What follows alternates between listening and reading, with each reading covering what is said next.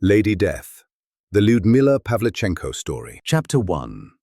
The Girl Who Refused to Lose. The summer air hung thick over Kiev, 1930. Dust rose from the makeshift shooting range where neighborhood boys gathered, rifles cracking against the silence. Among the wooden fences and scattered targets they postured and bragged, voices carrying across the dirt yard. Lyudmila Belova stood at the edge of that circle, 14 years old, arms crossed. She watched them miss more than they hit, watched them laugh anyway, slapping backs, claiming victories that existed only in their boasts. One boy caught her stare. "What are you looking at?" "Someone who talks more than he shoots." Laughter rippled through the group, but not the kind that included her. The boy's face reddened. "Girls don't shoot, girls watch." Something ignited in her chest. Not anger, exactly. Something colder, sharper. Determination. "Give me the rifle." "What?"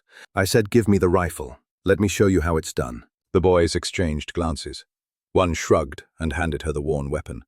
It was heavier than she expected, the wood stock rough against her palm. She'd never held one before, but she'd watched them long enough to understand the basics. Breathe. Aim. Squeeze. Don't pull. The first shot went wide. Laughter erupted behind her. The second hit the outer ring of the target. Silence replaced the laughter. The third shot punched through the center. Lyudmila handed back the rifle without a word and walked away. Behind her, the boys had nothing left to say. That evening, she told her father she wanted to join a shooting club. Mikhail Belov, a locksmith who'd served in the Red Army, studied his daughter's face. He saw something there he recognized, the same competitive fire that had driven him through his own military service. His wife, Elena, a teacher, worried about her tomboyish daughter taking up such an aggressive pursuit. But they both understood. Lyudmila wasn't asking permission. She was informing them of her decision. The girl who walked into the Kiev shooting club the following week wasn't seeking a hobby. She was seeking to prove something fundamental about herself, that being female didn't mean being less.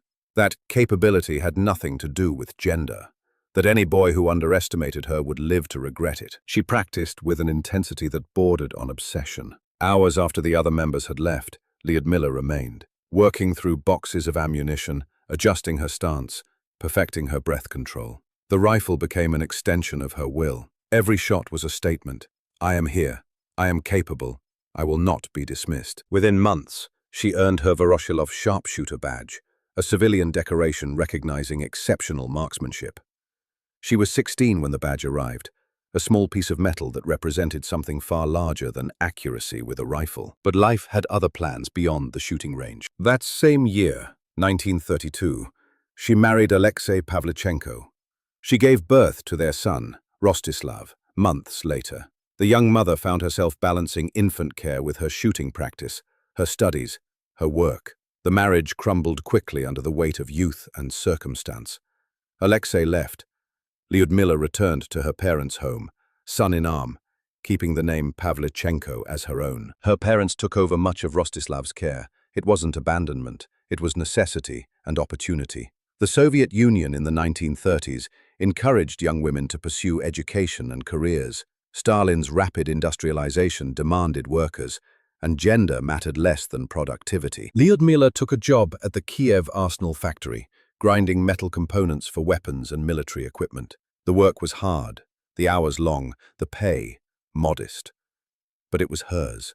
At night, she attended classes, refusing to let her dreams of education die alongside her failed marriage. In 1937, she enrolled at Kiev University to study history. The girl from the shooting range had become a young woman with purpose. She attended lectures on Ukrainian history, studied Latin and English, competed on the university's track team in sprinting and pole vaulting. Her body was an instrument she pushed to excellence, whether running, jumping, or shooting. Her professors saw promise in her, a dedicated student with sharp analytical skills and genuine passion for understanding the past. She spoke of becoming a history teacher, perhaps even a researcher. The life she envisioned was quiet, academic, meaningful in its own way. But while Lyudmila planned for a peaceful future, the world was moving toward war. And the skills she'd developed on that shooting range, the skills she'd honed to prove boys wrong, would soon determine whether she lived or died. The girl who refused to lose was about to face the ultimate test. Chapter 2.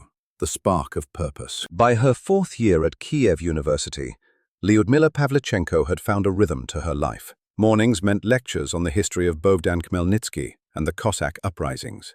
Afternoons belonged to the library, where she buried herself in research, taking meticulous notes in her precise handwriting. Evenings she spent training, sometimes at the university's track, sometimes at the Oswaviakim sniper school, where she'd enrolled in a 2-year course to maintain and improve her marksmanship skills. The sniper school wasn't just about shooting, it was about understanding rifles inside and out, mechanics, maintenance, ballistics.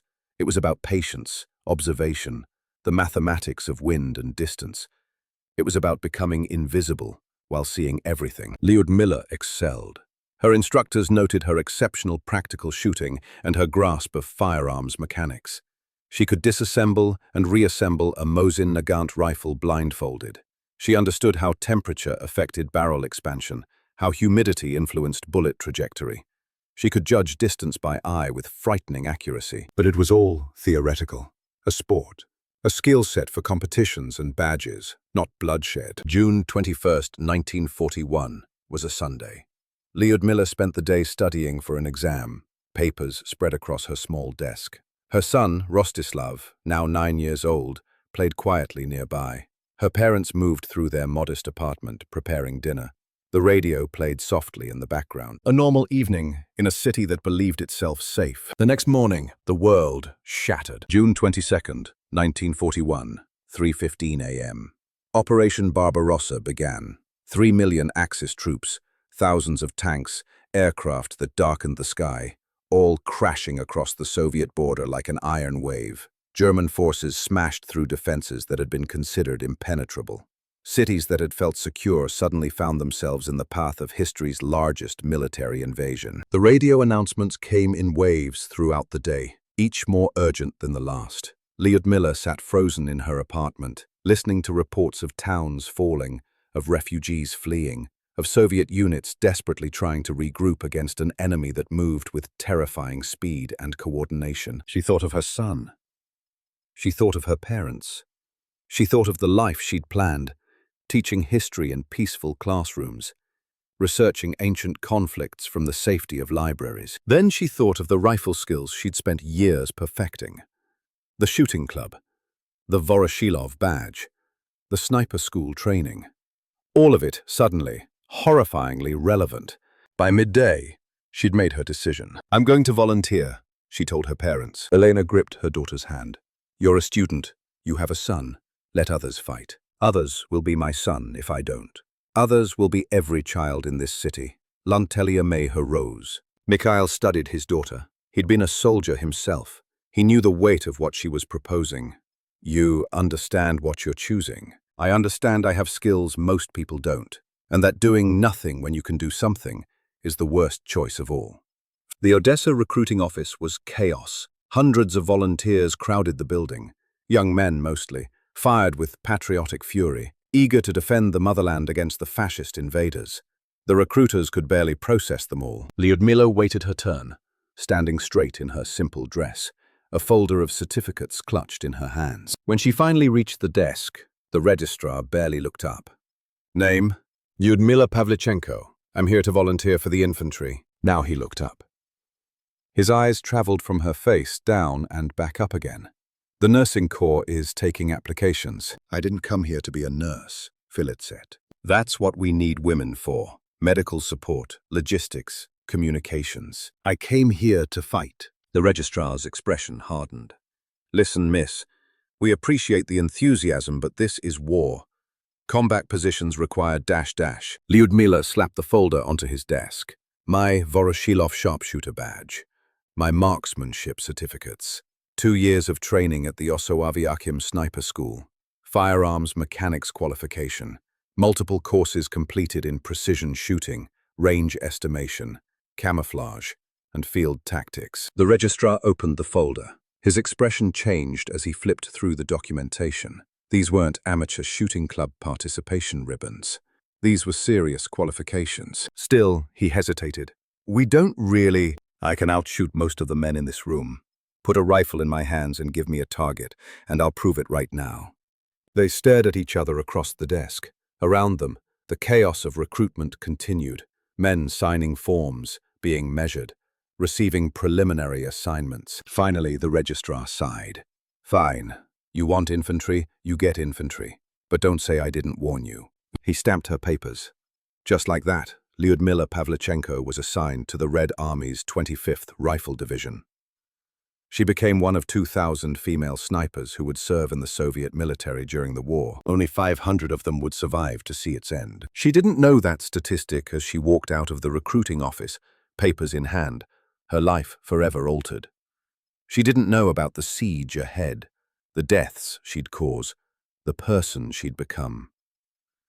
She knew only that her nation was under attack, that she possessed skills to defend it, and that standing aside while others fought was unthinkable. The girl who'd learned to shoot, to prove boys wrong, was about to learn that war wasn't about proving anything. It was about survival, and that sometimes the cost of victory was measured in pieces of yourself you'd never get back. But that understanding would come later. For now, at 25 years old, Lyudmila Pavlichenko was simply a volunteer soldier, with excellent marksmanship skills and no real understanding of what war actually meant. She would learn soon enough. Chapter 3. Baptism by Fire. The Siege of Odessa. The train to the front smelled of sweat, tobacco, and fear poorly disguised as bravado. Lyudmila sat among the other recruits, mostly men, a handful of women, listening to their nervous chatter. Some bragged about how many Germans they'd kill. Others tried to sleep, their faces drawn and pale. A few prayed quietly, lips moving in ancient patterns of supplication. She said nothing. Her Mosin Nagant rifle rested between her knees, except there was no rifle. Not yet. The Red Army, despite being the largest military force in the world, was desperately short of weapons.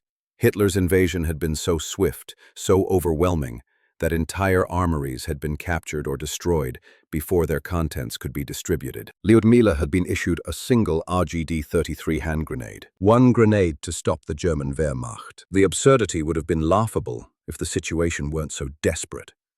She sat with that grenade in her pocket, feeling its weight, wondering what she was supposed to do with it. Throw it at a tank? Use it to blow up a bridge? The instructors at the sniper school had never covered how to wage war when all you have is a single explosive.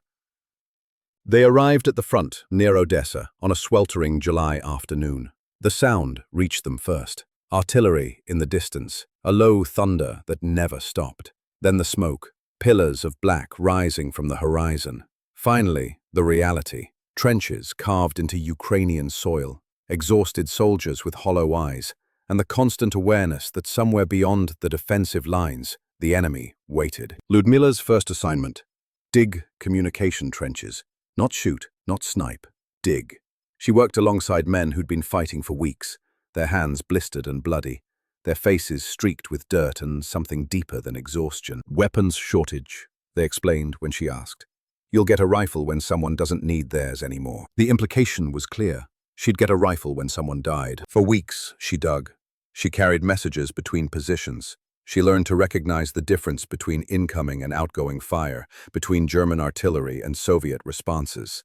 She learned to sleep through bombardments because sleep was the only respite from the constant low-grade terror of knowing death could arrive at any second. She also learned to wait.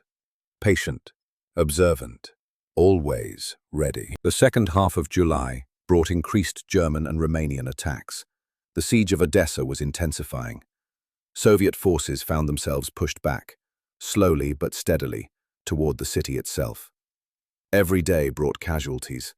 Every night brought burials. One afternoon, a massive artillery barrage struck their section of the line. Shells screamed overhead, impacting with bone-shaking force. Lyudmila pressed herself into the trench wall, hands over her ears, grenade still useless in her pocket. When the barrage finally ended, she looked up to see a soldier nearby clutching his side. Shrapnel had torn through him, blood spreading dark across his uniform. His face had gone grey. He saw her watching.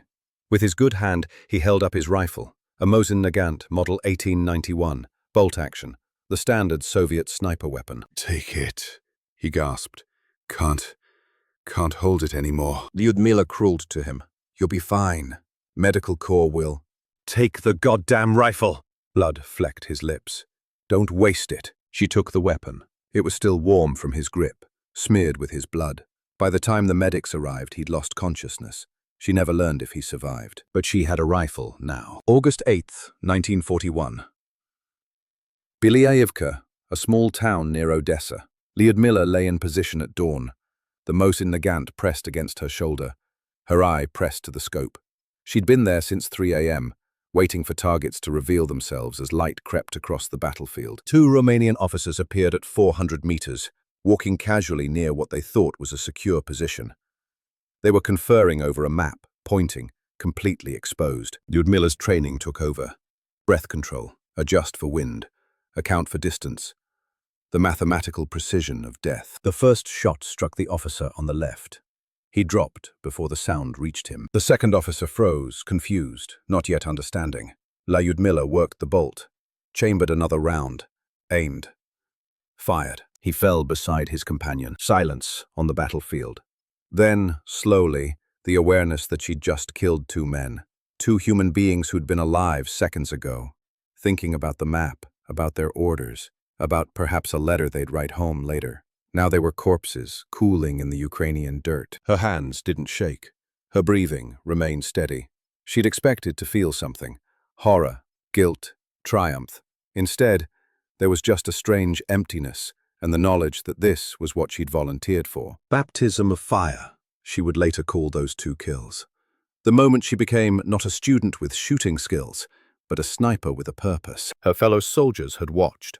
They'd seen the impossibly steady shooting, the cold precision.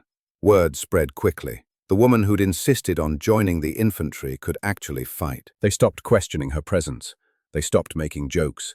They started giving her room, respecting her space, treating her like what she'd become, a weapon. The siege of Odessa lasted from August to October 1941. 2.5 months of relentless German and Romanian assault against a city that refused to fall. The Red Army's 25th Rifle Division, Lyudmila's unit, bore the brunt of defending the southern approaches. She developed a routine. Leave the encampment before dawn, her rifle cleaned and checked, ammunition carefully counted. Move into position, sometimes the same spot, sometimes new locations, to avoid counter-snipers learning her patterns. Wait, watch, shoot. Return after dark, exhausted but alive. The kills added up. Scouts, officers, machine gunners, anyone who presented themselves as a target. She kept a careful count, as all snipers did. Confirmed kills only. Shots where she could verify the target went down and stayed down. 10 kills.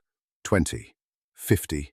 100. 28 days after those first 2 Romanian officers. In late August 1941, Lyudmila reached 100 confirmed kills.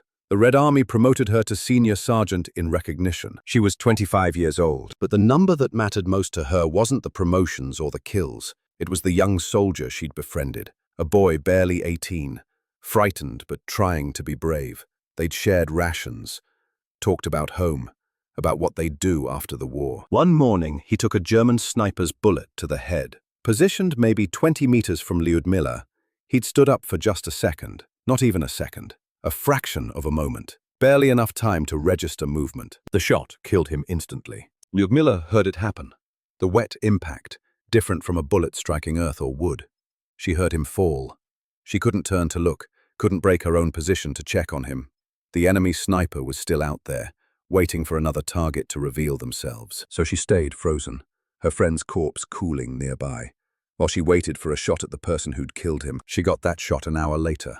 Center mass. 300 meters. Her friend's killer fell the same way. Sudden, final, no chance to understand what had happened. It didn't bring her friend back. It didn't make her feel better. But it was what she could do. And in that moment, it was enough. That death hardened something in Lyudmila. The kills stopped being abstract. They became personal.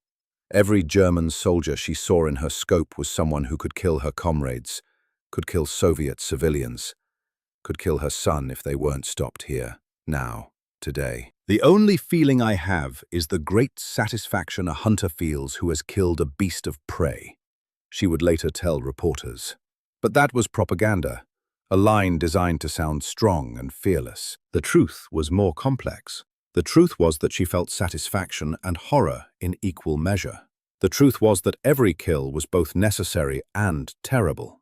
The truth was that she was becoming something she'd never imagined she could be: efficient, deadly, and increasingly numb to the weight of taking human life. By the end of the siege of Odessa, Lyudmila Pavlichenko had killed 187 enemy soldiers. October 15th, 1941, the city fell. Romanian forces finally broke through, overwhelming the exhausted defenders. The Red Army evacuated by sea, loading soldiers onto ships under constant bombardment, leaving behind a city reduced to rubble and fire. Lyudmila boarded one of those evacuation vessels, her rifle still in hand, her uniform stiff with dirt and dried blood. She watched Odessa burn as the ship pulled away from the harbor. Somewhere in that inferno were the bodies of her enemies and her friends, indistinguishable in death. The ship turned south, heading for Sevastopol on the Crimean Peninsula, another city under siege, another defensive position that had to be held. The war wasn't over.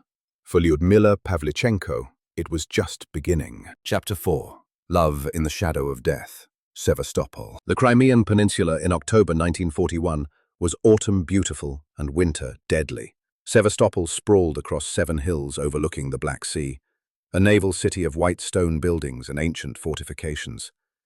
It had been besieged before, during the Crimean War nearly a century earlier, and those old battlements still stood, now pressed into service once again against a new enemy. German and Romanian forces had the city surrounded on land. The only supply line was by sea. Across waters the Luftwaffe bombed relentlessly. The defenders knew that Sevastopol had to hold. If it fell, the entire Crimean Peninsula would collapse, opening the door to the Caucasus oil fields Hitler desperately needed. Failure wasn't an option. Survival wasn't guaranteed. Lyudmila stepped off the evacuation ship, exhausted, bloodied, but unhardened. Odessa had taught her how to fight. Sevastopol would teach her how to endure. The 25th Rifle Division immediately went into action, defending the northern sectors where German forces pressed hardest. The terrain favored snipers, rocky outcroppings, ruined buildings, countless angles and positions from which a patient shooter could control vast stretches of ground. It also favored counter-snipers. German forces knew about Lyudmila by now. The Soviets had begun using her as propaganda, news articles about the deadly female sniper, photographs distributed to boost morale. Her name and kill count were broadcast over Soviet radio. This made her a target of particular interest. Enemy snipers actively hunted her, hoping to eliminate the propaganda asset and add a notable kill to their own records. She became embroiled in a deadly game where predator and prey constantly switched roles. But Sevastopol brought something else into her life, something she hadn't expected: companionship. Alexei Kitsenko was a sniper like her, skilled, patient, and quietly brave. They met during a tactical briefing in late October, both assigned to work the same sector. Snipers typically operated in pairs, one shooting while the other spotted, both protecting each other's position. Kitsenko had steady hands and steadier nerves. He had been fighting since the war's first days, surviving engagements that had killed most of his original unit. He understood what Lyudmila was going through because he was going through it himself. The weight of kills, the constant fear, the absurdity of normalcy attempted amid slaughter. They began working together, dawn to dusk in shared positions, sometimes for 15 to 20 hours without moving, barely speaking, communicating through gestures and the shared language of survival. You learn someone deeply in those conditions. Their habits, their fears, how they handle stress, what makes them laugh when laughter seems impossible. Kitsenko made her laugh. Not with jokes exactly, but with observations, pointing out the absurdity of their situation, the dark humor inherent in the human condition. When they were pinned down by artillery, he'd mutter about missing his mother's cooking. When German propaganda leaflets floated down promising safety and chocolate to defectors, he'd comment on the chocolate's probable quality. Small moments of humanity in an inhuman situation. They fell in love the way people do in war, quickly, intensely, without pretense. There was no time for courtship, for games, for pretending to be anything other than what they were. They loved each other with the desperation of people who knew each morning might be their last. In early 1942 they married. No ceremony, no celebration, just a quiet acknowledgement between them that whatever time they had, they wanted to spend it together. Their honeymoon was spent in the trenches outside Sevastopol, hunting fascists. The honeymoon had a positive effect on my shooting, Lyudmila would later recall with dark humor. And perhaps it did. Love gave her something to fight for beyond abstract patriotic duty. Every German she killed was one who couldn't kill Kitsenko. Every day they both survived was a victory against the odds. But Sevastopol was hell in winter clothing. The siege intensified throughout late 1941 and into 1942. German artillery pounded the city day and night.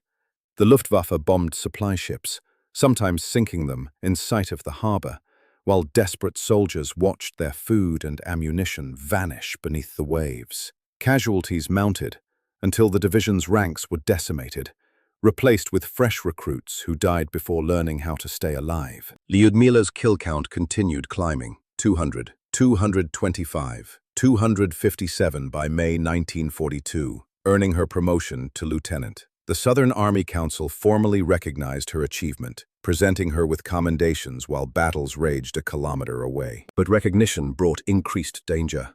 The more famous she became, the more German snipers wanted her dead. The duels began in earnest. Counter-sniping is warfare reduced to its most primal element. Two people trying to kill each other with absolute precision. It's a battle of patience, nerve, and micro-movements. The first to make a mistake dies. Lyudmila engaged in dozens of these duels throughout the siege of Sevastopol. She won every single one. 36 enemy snipers fell to her rifle. 36 individuals who were likely just as skilled, just as determined, just as desperate to survive. One duel lasted 3 full days. She never learned his name. The German sniper had taken position in a ruined building, roughly 500 meters from her own concealment. They'd discovered each other simultaneously, both too exposed to move, both waiting for the other to make the slightest error. Hour after hour passed. Day into night into day again. Lyudmila couldn't sleep, couldn't eat properly, couldn't relax for an instant. Her muscles cramped, her eyes burned. Her mind played tricks, showing her movement where there was none. The German was just as trapped. They were locked in a stalemate that could only end with one of them dead. On the third day, fatigue finally broke him. He shifted position, just centimeters, adjusting to relieve cramped muscles. It was the smallest movement, barely perceptible. Lyudmila's bullet found him in that instant. Finally, he made one move too many, she would later explain, her voice flat, factual, giving no indication of the 3 days of psychological hell that duel had cost her. But these were the victories that kept her alive.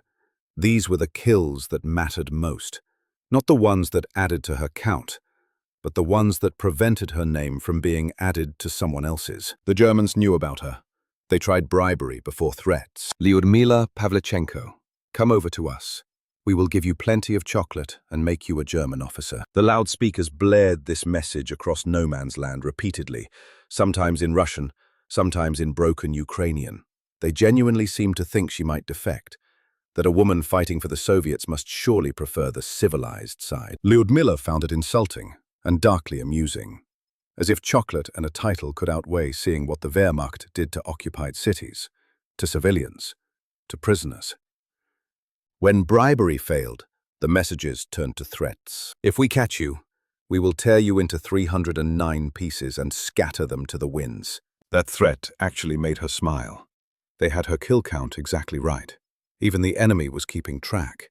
There was something satisfying about that, knowing that her work terrified them enough to single her out, to threaten her specifically. She wasn't flattered.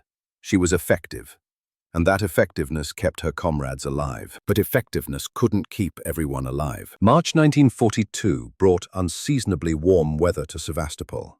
The kind of spring day that makes you forget, briefly, that you're in the middle of a siege.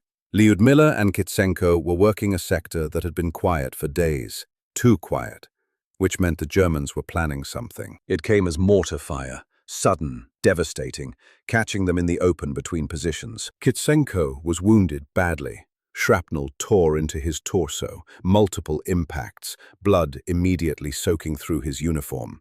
Lyudmila dragged him back to their lines, screaming for medics, refusing to accept what his ashen face already told her. They got him to a field hospital. The doctors did what they could. It wasn't enough. He died 3 days later, Lyudmila at his bedside, holding his hand as Life slipped away from the man she loved. She didn't cry. Not then. There wasn't time for grief. Not with the siege still raging, not with Germans still trying to break through. She returned to her position, picked up her rifle, and went back to work. But something changed in her after Kitsenko's death. The war had been necessary before. Now it was personal. Every shot became an act of revenge. Every German in her scope was responsible for taking the one good thing she'd found in this hell. Her kill count accelerated. She took risks she'd avoided before, pushing herself harder, accepting more dangerous assignments. She hunted enemy snipers with particular ferocity, seeking out the duels that other soldiers avoided. By May 1942, she'd reached 257 confirmed kills. The number would have meant nothing to her if Kitsenko had lived. Now it was all she had. A tally of vengeance, a monument to his memory written in enemy corpses. The Red Army tried to capitalize on her fame. They assigned her to train new snipers, teaching recruits the skills that kept her alive. She trained almost a dozen snipers, who collectively killed over 100 Axis soldiers during the Battle of Sevastopol. But mostly she kept fighting, kept shooting, kept adding to the number until it reached 309. June 1942 brought the end, though she didn't know it at the time. German forces had intensified their assault, throwing everything at Sevastopol in a final push to capture the city before summer's heat made sustained offensive operations impossible. Artillery bombardments reached new levels of intensity. The ground shook constantly. Sleep became impossible. Lyudmila was in position when the mortar round impacted nearby. She didn't hear it coming. Mortars arc high and drop nearly vertical, giving almost no warning. The shrapnel caught her in the face. Pain exploded across her features, blood immediately flooding her vision. She fell back, hands instinctively going to her face, feeling the torn flesh, the warm blood. For a moment, she thought she was dying. Medics pulled her out of the position, dragging her back while she tried to insist she was fine. She could still fight. Just bandage it and let her return. They ignored her protests, loading her onto an evacuation vehicle. She spent a month in the hospital. The wounds to her face were the most visible of 4 separate injuries she'd sustained during the siege. Shell shock, now called PTSD, was beginning to manifest. Nightmares, hypervigilance, difficulty sleeping even in safe locations. Soviet High Command made a decision while she recovered. Lyudmila Pavlichenko was too valuable as a symbol to risk losing in combat. Her 309 confirmed kills, including 36 enemy snipers, made her the most successful female sniper in history, and one of the most deadly snipers, regardless of gender. They evacuated her from Sevastopol by submarine in early June, bringing her out while the city continued its death struggle. Sevastopol would finally fall in early July, costing both sides horrific casualties. Lyudmila watched from safety as reports came in. She thought of Kitsenko, buried somewhere in that rubble. She thought of the comrades she'd trained, many now dead. She thought of the 309 souls she'd ended to keep her side alive. And she understood that her war was over, even as the larger war raged on. She'd survived. She'd killed. She'd loved and lost. She'd become Lady Death. Now the Soviet Union had other plans for her. Plans that didn't involve a rifle, but instead involved something far more dangerous than bullets. American journalists. Chapter 5. The Final Wounded. The submarine journey from Sevastopol to Novorossiysk took place in darkness and silence. Lyudmila lay in a cramped berth, her face still bandaged, her mind unable to quiet. Every time she closed her eyes, she was back in the trenches. Every creak of the submarine's hull became incoming artillery. Every voice was Kitsenko's, speaking words she'd never hear again.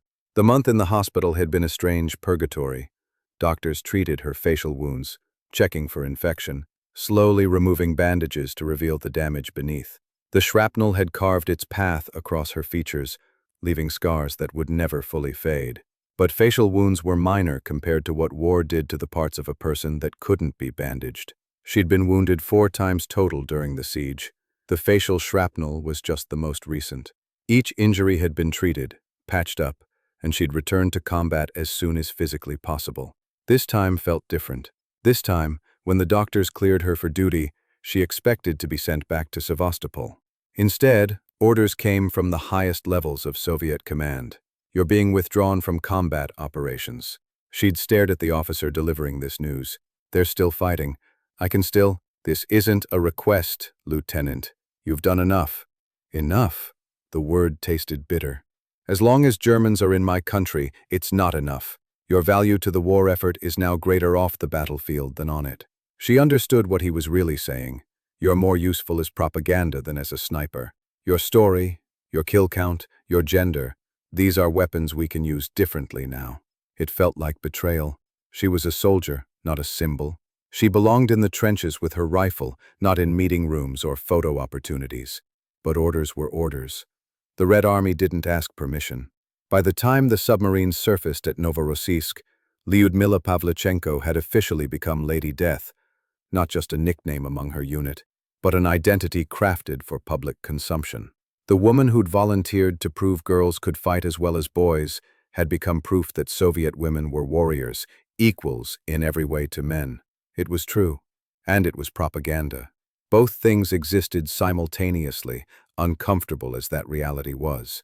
The Germans had their own name for her, the Russian bitch from hell. When Soviet intelligence intercepted enemy communications referencing her, they found multiple mentions.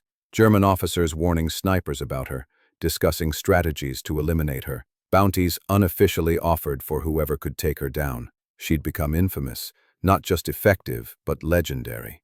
The woman whose rifle had ended 309 lives in less than a year of combat. The number felt simultaneously enormous and insufficient. 309 human beings, sons, fathers, brothers, friends, people who'd had childhoods, dreams, fears, people who probably didn't want to be in Ukraine any more than she wanted to be at war. But they'd invaded her homeland. They'd brought the war. They'd killed Kitsenko and countless others she'd served beside. Her rifle had been a defensive weapon, protection against those who came to conquer and destroy. Dead Germans are harmless, she'd told herself repeatedly. Therefore, if I kill a German, I am saving lives. It was true. It was also incomplete. Because killing people, even enemies, even necessary enemies, does something to a person. It takes pieces you don't get back. It writes things into your soul in permanent ink. The Soviet military apparatus didn't care about those philosophical complexities. They cared that Lyudmila Pavlichenko was a perfect propaganda asset. She was young, 26 years old. She was female, which made her story remarkable in a male-dominated military. She was educated, a university student studying history. She was articulate, capable of explaining her experiences in ways that civilians could understand. And she'd killed 309 fascist invaders in less than a year. Perfect. Absolutely perfect. So they gave her a new mission, convince the Western allies, particularly the United States, to open a second front in Europe. Stalin desperately needed the Americans and British to invade France or Italy, anything to split German forces and relieve pressure on the Soviet Union, which had borne the brunt of fighting since June 1941. Lyudmila would be the face of that appeal, the living embodiment of Soviet resistance, the proof that even women were fighting while American men sat safely across the ocean. She didn't want to go. She wanted to return to Sevastopol, to her rifle, to the war that made sense. You shoot the enemy before they shoot you. Simple, clear, comprehensible. But wanting didn't matter. In September 1942, Lyudmila Pavlichenko boarded a plane heading west, leaving behind the only world she understood for one that would prove far stranger than any battlefield. She carried a dictionary in her pocket, a personal gift from Joseph Stalin himself, inscribed with his signature. The weight of that book, and what it represented, would follow her across an ocean to a country that didn't know what to do with a woman who'd killed 309 men. Chapter 6. America, the Unexpected Battlefield. September 27, 1942. Washington, D.C. Lyudmila Pavlichenko stepped off the train into American autumn. The air smelled wrong. No smoke, no cordite, no death. Just ordinary city smells of car exhaust and fallen leaves, and people living normal lives. She wore her Soviet Army uniform, olive green and deliberately plain.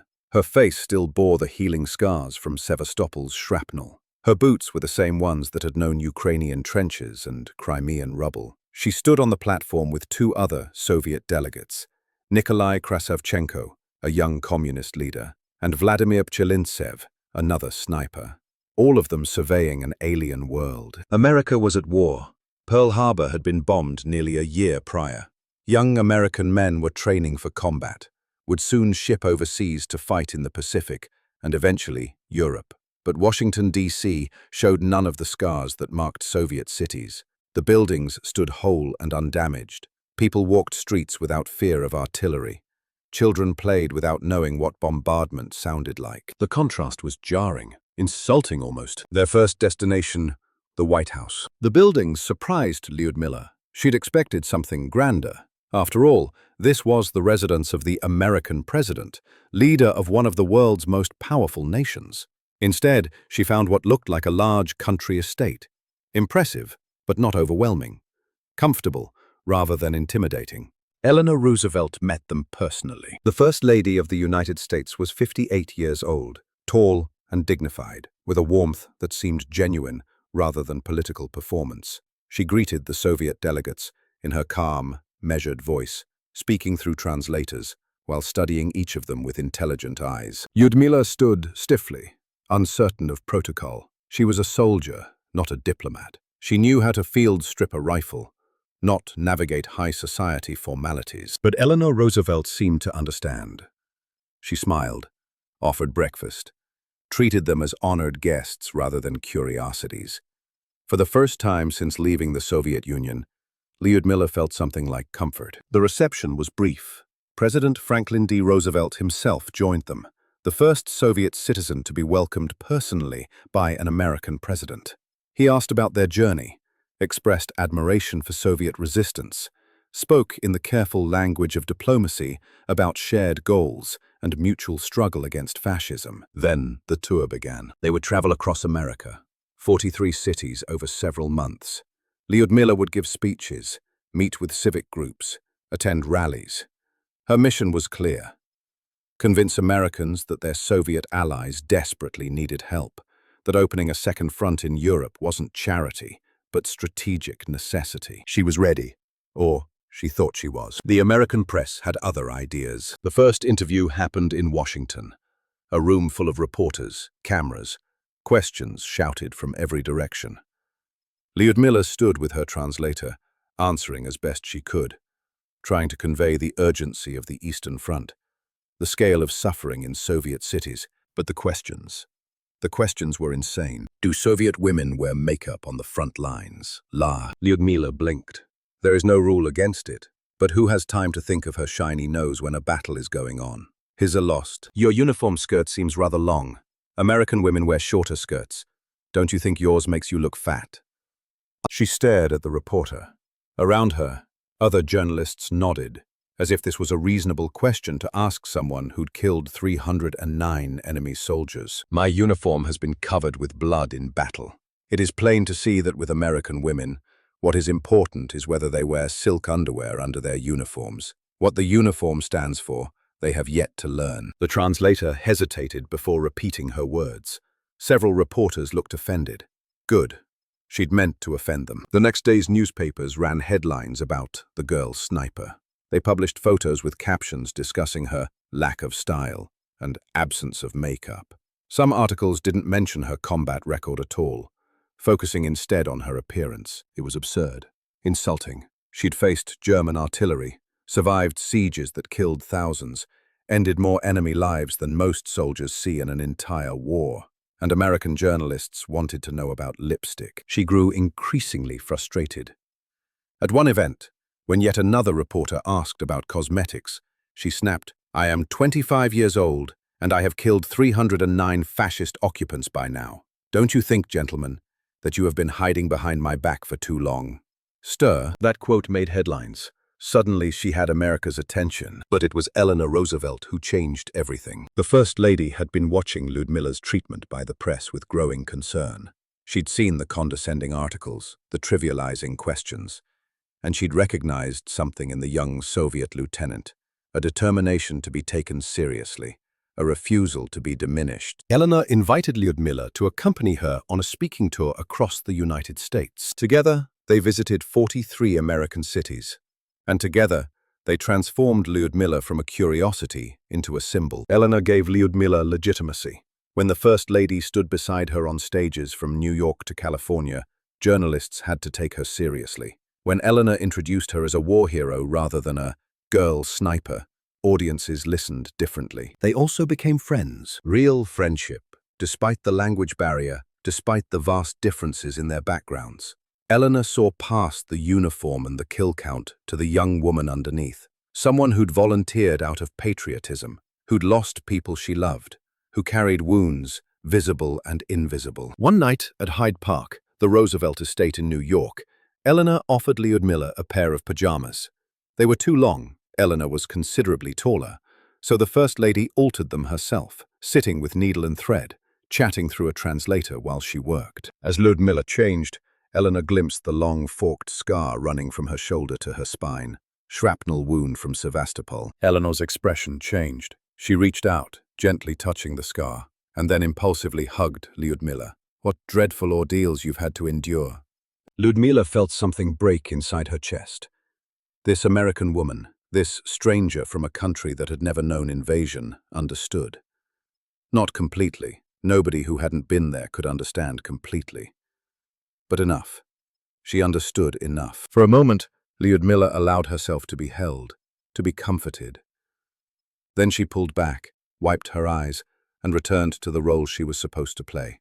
Strong, determined, unbreakable Lady Death. But the friendship was real, would remain real for years to come. As they traveled, Lyudmila's speeches improved. At first, she'd been stiff, uncertain, speaking through her translator in short, declarative sentences. But Eleanor's support gave her confidence. By the time they reached Chicago, Lyudmila had found her voice. She told them about Odessa, about digging trenches while bombs fell, about the 187 kills that saved Soviet positions during a siege most Americans couldn't locate on a map. She told them about Sevastopol, about 8 months of hell, about watching comrades die while ammunition ran short because supply ships couldn't break the German blockade. She told them about Kitsenko, about loving someone in wartime, about losing him to a mortar shell, about the hole his death left that nothing could fill. She told them, again and again, that Soviet citizens were dying by the thousands, while America debated whether to fully commit to the European theater. Gentlemen,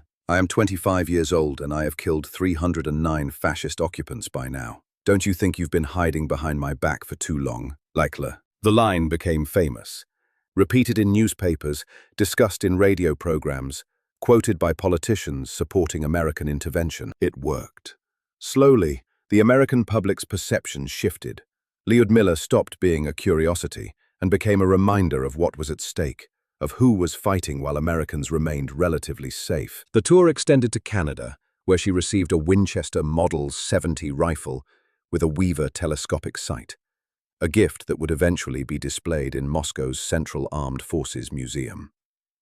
She visited Great Britain, touring bombed cities, meeting factory workers, accepting donations for Soviet medical supplies. In Coventry, England, she walked through the ruins of the cathedral, touched the rubble of buildings destroyed by German bombs. British workers donated £4,516 to purchase 3 X-ray units for the Red Army, a tangible result of her tour. Medical equipment that would save Soviet lives. Throughout everything, Eleanor Roosevelt remained her anchor. They corresponded about family news and interesting literary items. Eleanor sent gifts, wrote letters, maintained the connection despite the growing Cold War tensions that would eventually make such friendships politically complicated. In 1957, 15 years after their American tour, Eleanor visited Moscow.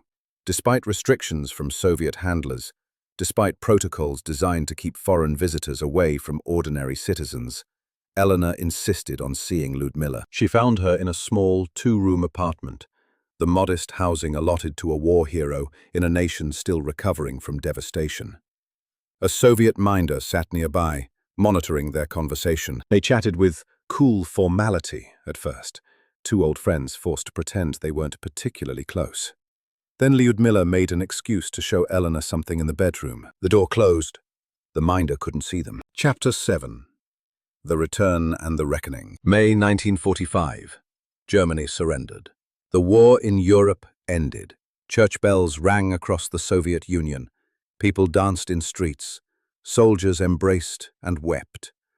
Victory, bought with 27 million Soviet lives, had finally arrived. Lyudmila Pavlichenko stood in a Moscow training facility, watching young recruits clean their rifles. The celebration outside seemed distant, muffled, happening to different people in a different world. She'd spent the last 3 years training snipers.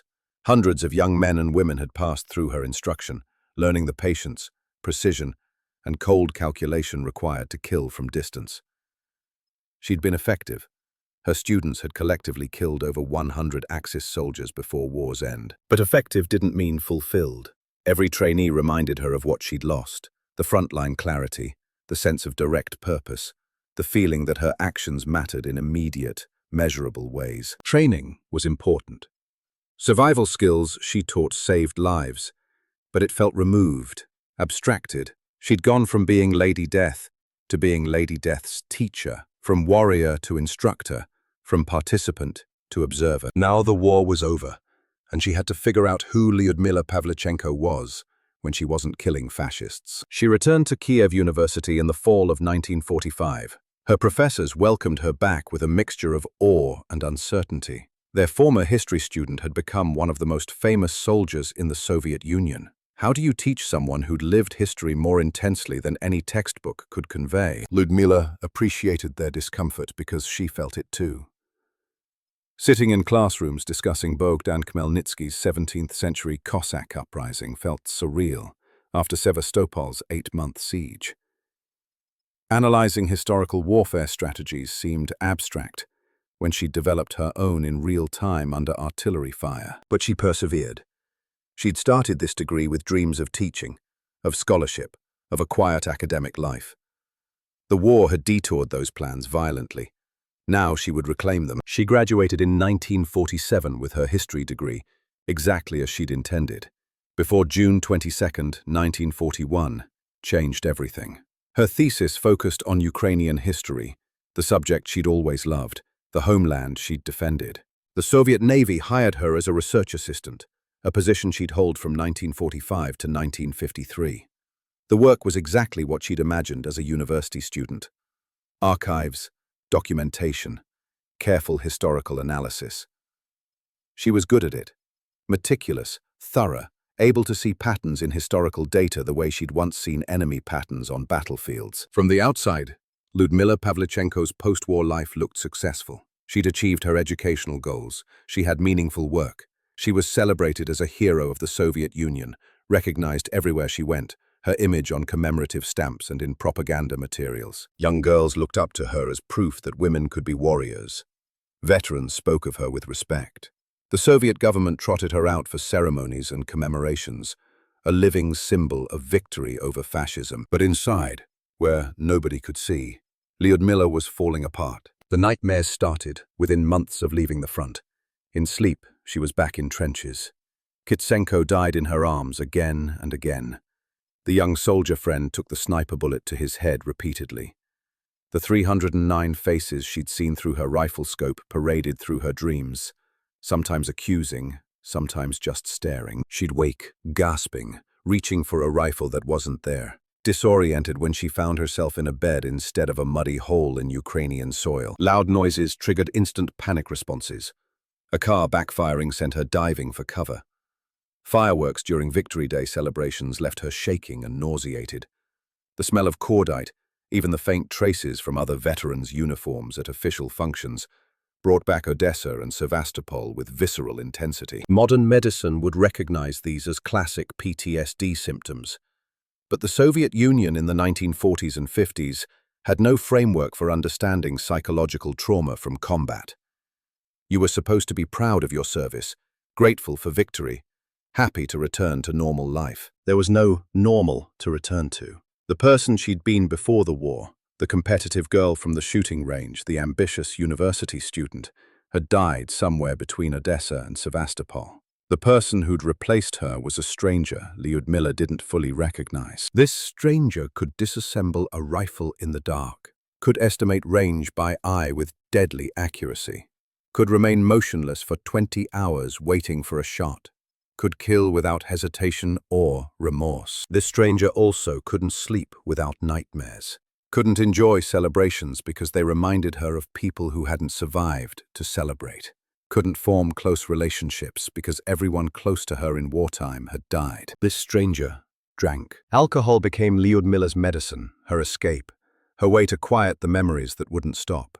Vodka blurred the edges of her awareness, made the nightmares less vivid, helped her sleep, or at least lose consciousness, which was close enough. She knew she was destroying herself, knew the bottles were accumulating, the drinking escalating, the problem becoming harder to hide. But knowing didn't give her the tools to stop. The Soviet Union offered no palliative care programs for veterans, no mental health support, no acknowledgement that survival could be its own kind of wound. You were supposed to be strong. She was Lady Death, for God's sake, the deadliest female sniper in history. Strong was literally her defining characteristic. So she drank in private and maintained the facade in public. She married again, a third time, to Konstantin Shevelyov. He was 10 years older, a patient man who tried to understand the woman he'd married. They had no children together, perhaps because Lyudmila knew she couldn't be the mother her son Rostislav had deserved, let alone raise new children while battling her demons. The marriage provided companionship, but not healing. Shevelyov couldn't fix what was broken in her because the breaks ran too deep, preceded him by years, existed in places conversation couldn't reach. Some sources suggest there was resentment toward Lyudmila from male veterans and officers. She'd been loud, confident, unwilling to date men who outranked her, a violation of unspoken military social codes. She'd dated men of lower rank, asserting her independence, refusing to be owned or controlled. She'd demanded respect rather than given it automatically.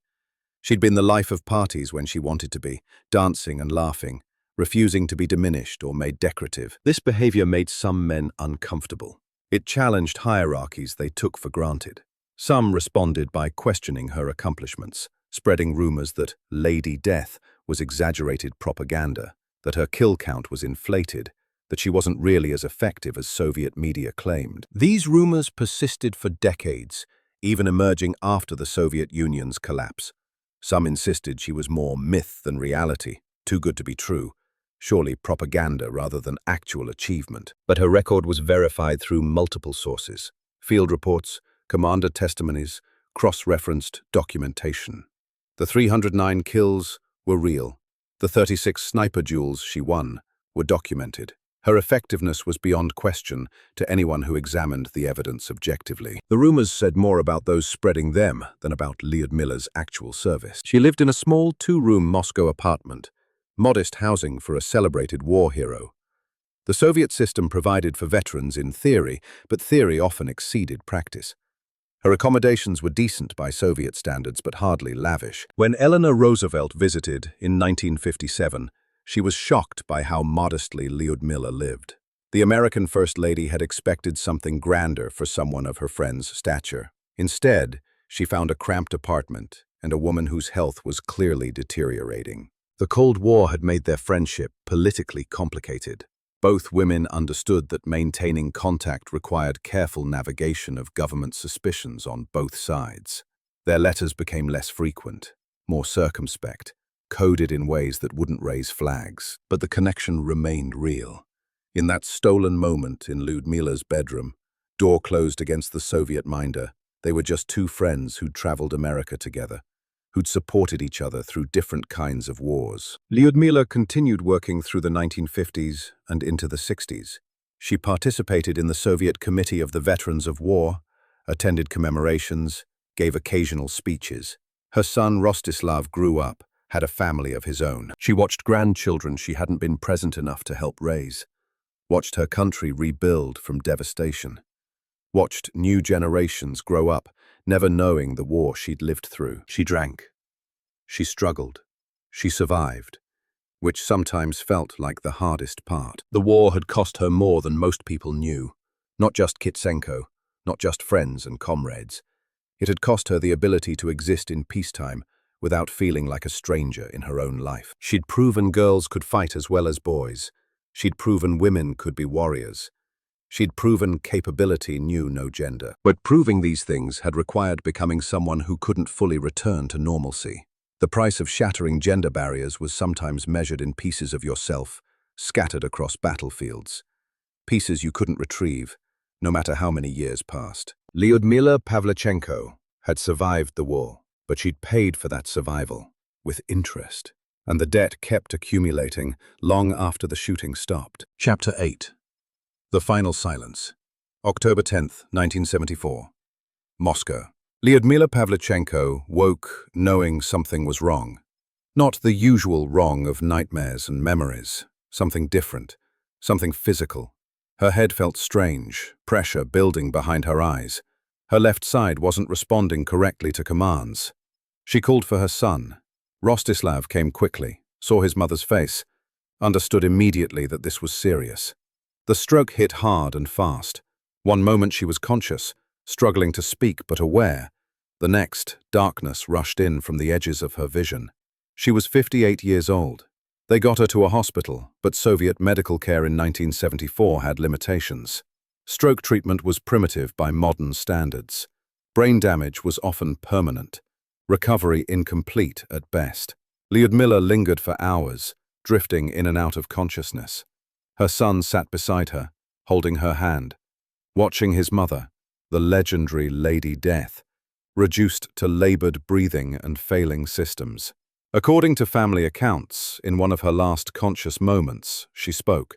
Not profound final words, not patriotic declarations, not calls to future generations. She swore.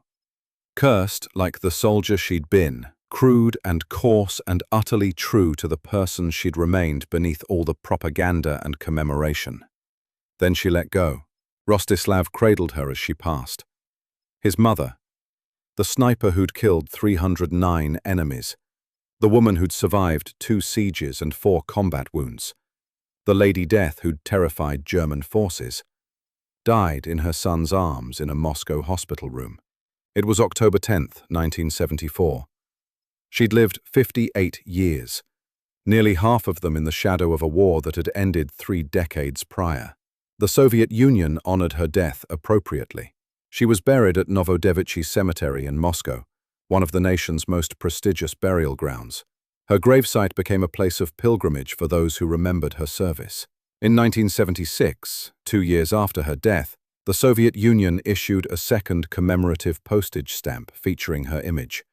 The first had come in 1943, at the height of her fame. The second was a posthumous recognition that her legend had outlived the woman herself. Rostislav would eventually be buried beside her in 2007, reuniting mother and son in death, as they'd been separated in life by war and its aftermath. The manner of Lyudmila's death, relatively young, from a stroke likely accelerated by years of alcohol abuse and untreated PTSD, told its own story about the cost of war. She'd survived the bullets and shrapnel. She'd endured the propaganda tours and the public appearances. She'd carried the weight of 309 kills for 3 decades. But she hadn't survived the invisible wounds, the memories that wouldn't fade.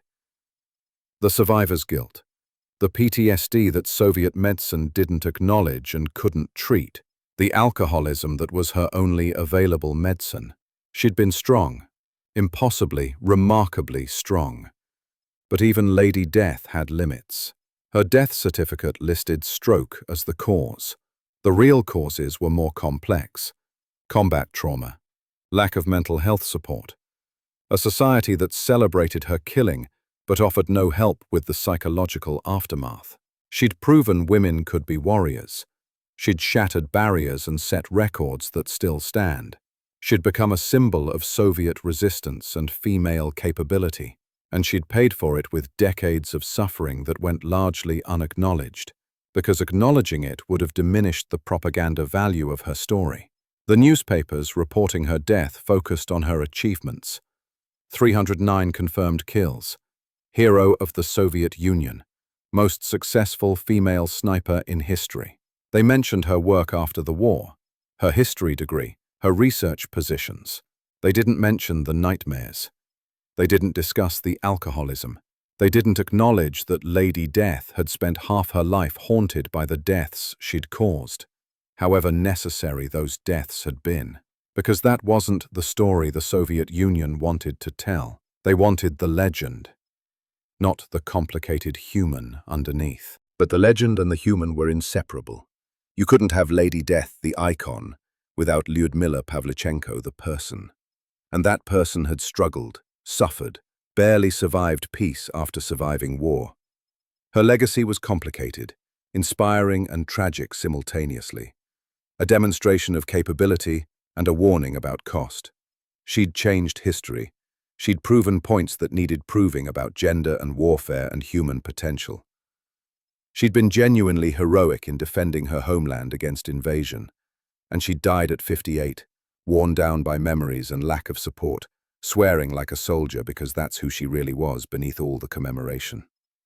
Sometimes the most honest tribute is acknowledging that heroes are human, that survival isn't the same as being okay, that you can win every duel and still lose to yourself in the end. Lyudmila Pavlichenko was buried with full military honors. Flags were lowered, speeches were given. Her service was celebrated, as it deserved to be. But perhaps the most fitting tribute came not from official sources, but from those who understood what she'd actually lived through. Other veterans, who recognized the particular toll of being effective at killing, of surviving when others died, of carrying those weights for decades afterward.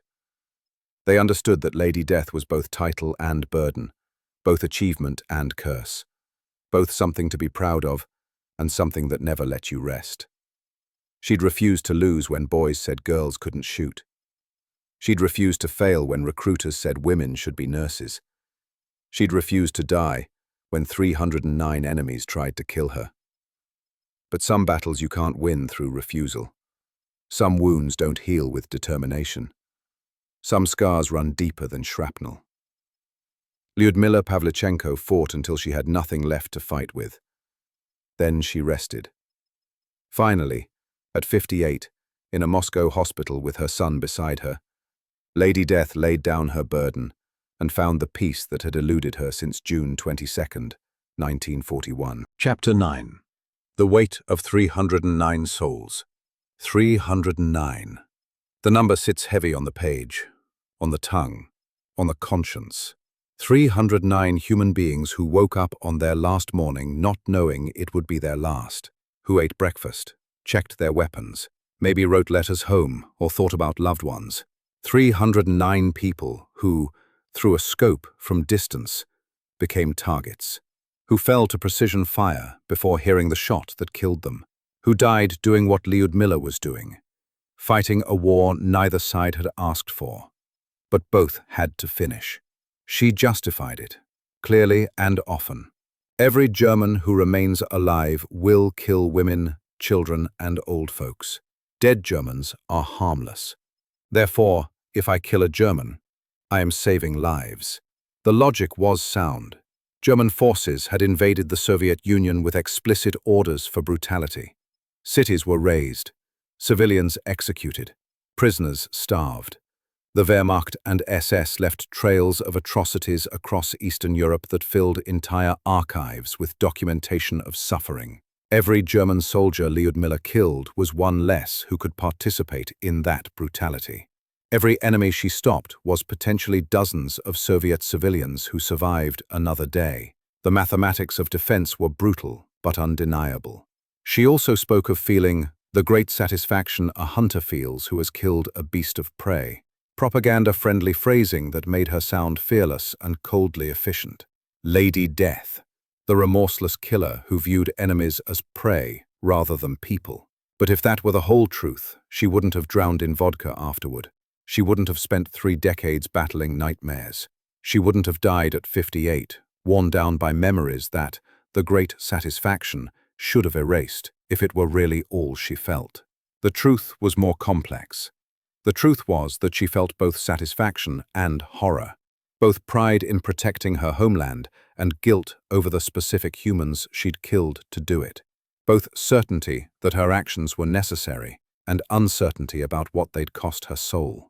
Among her 309 kills were 36 enemy snipers. Individuals like herself, highly trained, patient, skilled, people who understood the war from a similar perspective, through a scope, from distance, one carefully aimed shot at a time. Those duels were particularly haunting. When you kill a sniper, you're killing someone who thought like you, calculated like you, whose skills matched yours, except they made one mistake and you didn't. The 3-day duel that ended with her enemy making one move too many. What must those 3 days have been like for him? Knowing someone equally skilled was hunting him, feeling fatigue accumulate, muscles cramp, concentration waver, making that final, fatal adjustment that seemed safe but wasn't. Did he have a family? Did he believe in the Nazi cause, or was he just a soldier following orders? Did he think about his death before it came, or was he gone before the thought formed? Lyudmila would never know. She couldn't afford to know. Snipers who thought too much about their targets didn't survive long. You had to compartmentalize, to reduce the human in your scope to target, threat, enemy. You had to kill efficiently and without hesitation, because hesitation meant your comrades died instead. She'd learned that lesson after the young soldier friend took the German sniper's bullet. His death hardened her, transformed killing from abstract defense to personal necessity. After that, every shot became easier in the moment and harder to live with afterward. War requires contradictions. You must dehumanize to survive, but remain human enough to retain sanity. You must kill without mercy, but not lose empathy entirely. You must be both efficient weapon and feeling person, never fully one or the other. Lyudmila navigated those contradictions better than most. She survived. She killed effectively. She saved countless Soviet lives through her actions. But survival and effectiveness came at cost, measured in pieces of herself scattered across battlefields. Every confirmed kill was a small wound to her humanity. Necessary, justified, but damaging nonetheless. 309 small wounds accumulate. They become 309 faces in nightmares, 309 reasons to drink, 309 weights that press down, until 58 years old feels ancient, and rest feels like victory. The question isn't whether Lyudmila Pavlichenko was justified in killing 309 enemies. The answer to that is clear. She was defending her homeland against invasion, protecting civilians, saving comrades. Every shot was legitimate defense. The question is what we owe people who defend us through killing. Do we acknowledge the cost, or pretend effectiveness means immunity to trauma? Do we provide support afterward, or just expect warriors to become civilians seamlessly? The Soviet Union chose commemoration over care. They gave Lyudmila medals and stamps and recognition, but no meaningful treatment for PTSD. They celebrated her kills, but offered no help processing the psychological aftermath. She was useful as a symbol, less useful as a suffering human who needed help. That failure wasn't unique to her or to the Soviet system. Soldiers throughout history have returned from war to find that gratitude doesn't cure nightmares, that parades don't heal invisible wounds, that being thanked for your service isn't the same as being helped with its consequences. Lyudmila Pavlichenko killed 309 people to protect her nation. That act was heroic, necessary, and destructive all at once. The fact that it destroyed pieces of her doesn't diminish her heroism. It makes it more profound. She paid for those 309 kills with decades of suffering. She bought Soviet lives with portions of her own sanity. She proved women could be warriors by becoming a warrior who never escaped the war. The weight of 309 souls wasn't just their deaths. It was carrying them afterward, for years, unable to set them down or find peace with them. It was knowing you'd done what needed doing and wishing, desperately, that it hadn't been necessary. It was being Lady Death and hating the title, being celebrated for killing and wanting instead to teach history, being called a hero while feeling like a survivor, guilty for surviving. 309 is both an achievement and a burden, a record and a weight, a number that meant victory in war and haunting in peace. Lyudmila Pavlichenko bore that weight for 30 years after the shooting stopped.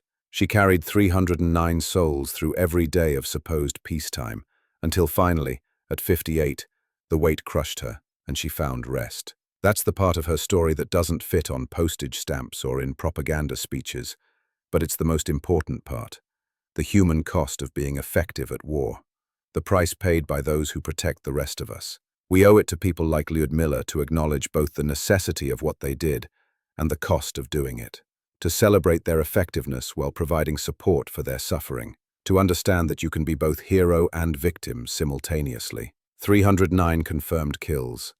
One woman who paid for them with pieces of herself she never got back. Both truths matter. Both deserve acknowledgement. Both are part of Lyudmila Pavlichenko's legacy. Chapter 10. The Echo of a Rifle. Somewhere in Ukraine, an old Mosin Nagant rifle sits in a museum display case. The wood stock is worn smooth from countless hours of gripping. The barrel shows the wear of hundreds of shots. The scope, adjusted and readjusted for range and wind, bears tiny scratches and imperfections. It's just a rifle. Metal and wood, nothing more. But this particular rifle was held by Lyudmila Pavlichenko. This rifle's scope framed 309 human beings in their final moments. This rifle's trigger was pulled by a woman who became legend and paid the price of legend. Every object tells a story if you know how to listen. This rifle whispers of trenches and sieges, of patience and precision, of a war fought one shot at a time by a woman who refused to let gender determine capability. From Bila Zerkva to Kiev, from university student to soldier, from shooting range competitor to Lady Death, from 187 kills at Odessa to 309 by Sevastopol, from unknown volunteer to celebrated hero, from warrior to historian to suffering veteran. The trajectory of Lyudmila Pavlichenko's life was determined by a moment in summer 1930, when a boy bragged about his shooting and a girl decided to prove him wrong. Everything that followed, the training, the volunteering, the combat, the fame, the friendship with Eleanor Roosevelt, the post-war struggles, all of it traced back to that simple moment of competitive determination. She proved what she set out to prove. Girls could shoot as well as boys. Women could be warriors. Capability had nothing to do with gender. She demonstrated these truths so thoroughly that they became undeniable. The proof came at cost. Becoming Lady Death meant living with what Lady Death had done. Shattering barriers meant absorbing the impact when those barriers fell. Surviving war meant spending decades fighting its ghosts. Her legacy is complicated, as all honest legacies must be. She was a hero who defended her homeland with extraordinary skill and courage. A propaganda asset used by her government to advance political goals. A suffering human who carried trauma the Soviet system wouldn't acknowledge. A barrier breaker who paid for that breakthrough with her mental health. A skilled sniper whose record still stands. A woman who never escaped being defined by killing. All of these simultaneously, none cancelling out the others, all existing together in the complicated reality of who Lyudmila Pavlichenko actually was. Her story inspires because it proves human potential isn't limited by gender. Women can be warriors, can excel in combat, can do anything men can do if given the opportunity and training. But inspiration alone is incomplete. Her story also warns of costs, of invisible wounds that outlast visible ones, of societies that celebrate warriors but abandon them to suffer alone, of how effectiveness in war doesn't translate to ease in peace. Both lessons matter. Capability without acknowledging cost becomes exploitation. Celebration without support becomes abandonment. Inspiring others to break barriers while ignoring what breaking them requires is theft disguised as tribute. Modern militaries are slowly learning these lessons.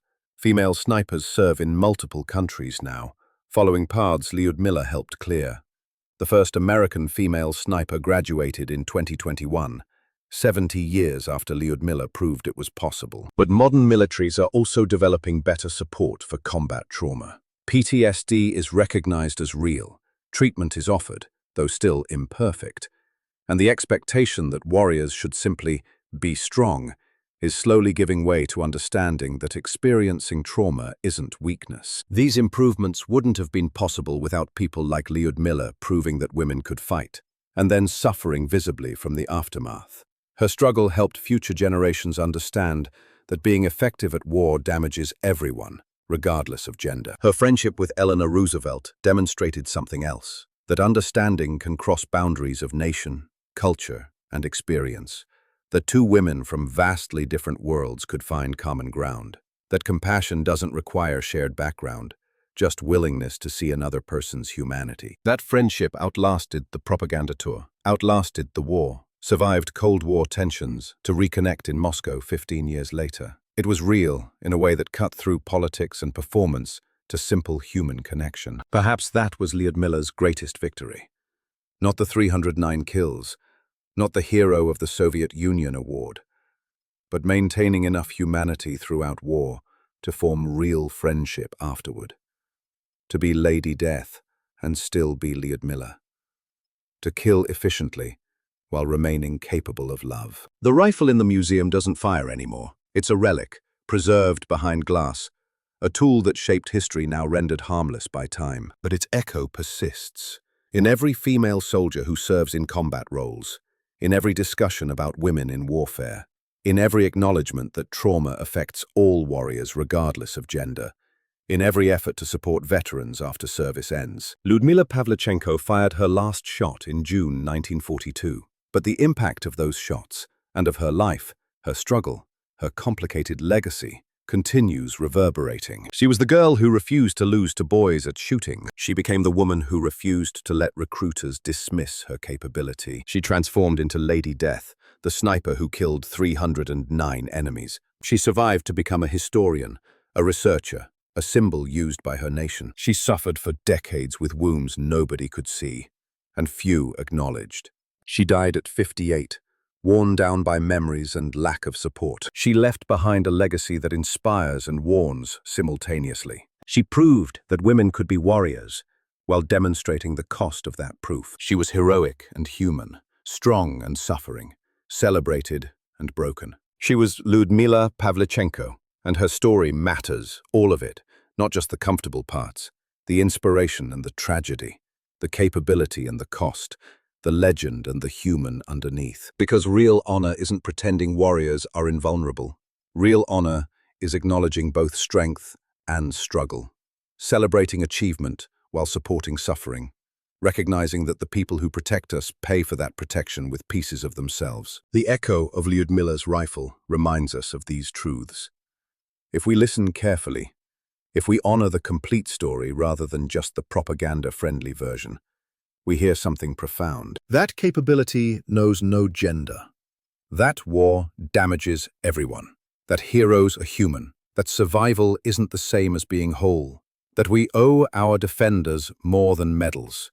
We owe them care. 309 confirmed kills. One complicated human who carried them for 30 years. Both truths, both important, both part of the same story. The rifle is silent now, but Lady Death's echo continues, and if we're wise, we'll listen to all it has to teach us, about courage and cost, about breaking barriers and bearing burdens, about being strong and suffering anyway. Because that's the real story of Lyudmila Pavlichenko. Not just the kills, but what they cost.